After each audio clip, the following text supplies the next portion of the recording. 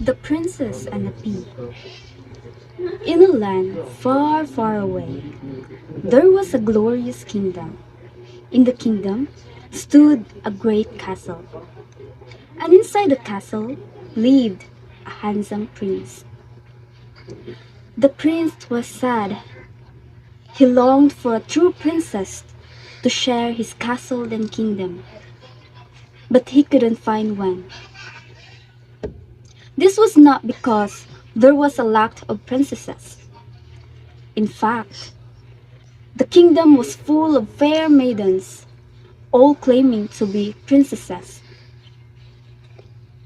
The prince scoured the kingdom, meeting every one of these so-called princesses, but returned sad and empty-handed.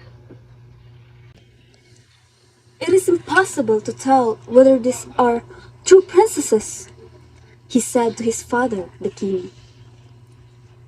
"You must be patient, my son. You will know when you know," said the king with a knowing smile. The prince smiled back, then went to his chamber. That evening, a huge storm came. Thunder clapped, boosh! Lightning flashed, psh! The rain clattered down on the castle roof like the sound of 1,000 horses charging into battle. Suddenly came a loud knock at the castle door. The king put on his robe and opened the door to find a cold, soggy young lady standing in front of him. "I am a true princess," she said. "Please, can I have some dry clothes and a bed for the night?" The king let her in. "She says she's a true princess," said the king to the old queen mother. The queen mother didn't say a word. Instead, she thought to herself, "We'll soon see about that." She then handed the princess a nightgown and said, "Put this on while I prepare your chamber." The queen mother began preparing the chamber, but in a very peculiar way.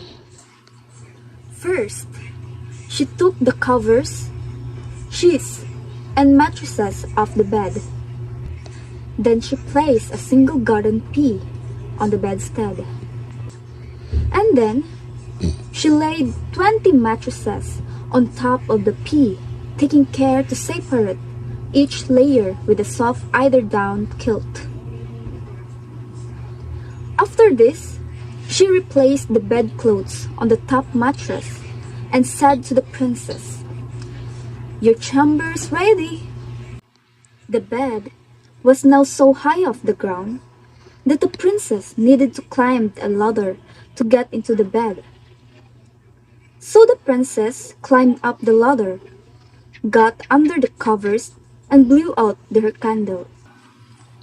At the breakfast the next morning, the queen mother turned to the princess and asked, "My dear princess, how did you sleep?" "Oh, not at all well," said the princess.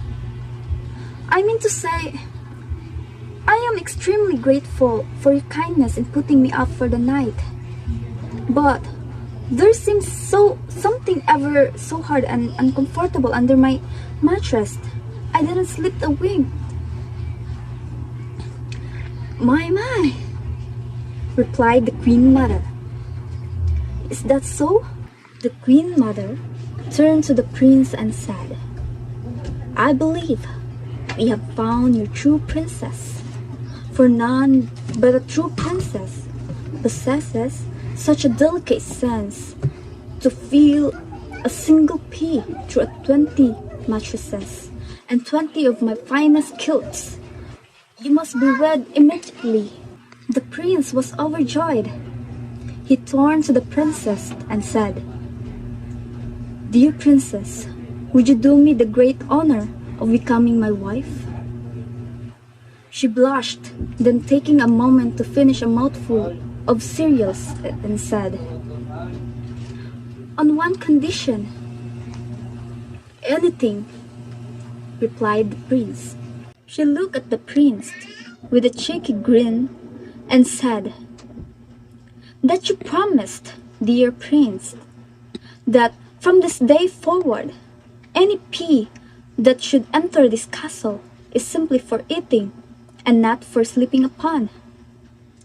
The prince looked back at her, chuckled, and said, "I promise." The end.